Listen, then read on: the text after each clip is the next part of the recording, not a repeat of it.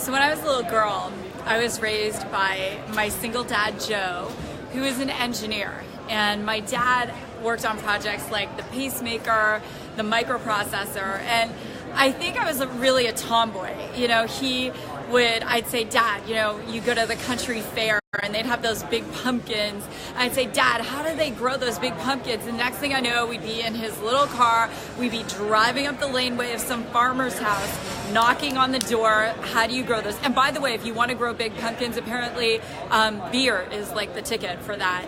And so it was the 80s and I had an Atari, and I said to my dad, I want video games. And he's like, Susan, no, you're gonna have to design them yourself. And so there I was making my little video games and writing the programming for that. And when I was in university, I worked on a project where we were writing custom code, and it was quantification code. And I won't go into all the details of that, but that's what I was doing back in the early 90s. And then for some reason, I started to believe what other people told me. You're not very techie, Susan. Why? Because I didn't know how to design a website, but I knew how to code.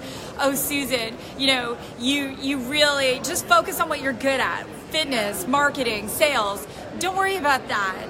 And, you know, I remember getting my first cell phone. I didn't even know how to text.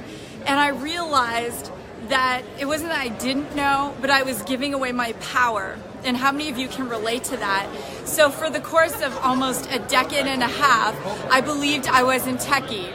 And here I am at the Traffic and Conversion Summit. This is the largest digital online marketing summit. I'm actually a partner with digital marketer Ryan Deiss's company, and also an Infusionsoft certified partner. I can write campaigns. I understand digital sequencing. And you know what? I've stopped believing the lies that I bought into of the things that other people were telling me. My question for you is, as an entrepreneur, as a business owner, are you believing what people are telling you? You're not smart enough, you're not good enough, oh, you're not, you know, you don't look good enough, or you're not techie or whatever. And if that's you, and someone has told you a lie about yourself you've been tempted to believe, I invite you to join me Wednesday night at 9 o'clock Eastern Standard Time. There's an opt-in on automatemybusiness.agency, automatemybusiness.agency, and I invite you to join me for a very intimate Zoom where I'm gonna share with you 3 big trends that are happening in digital marketing, things you can apply right now, it won't cost you a thing.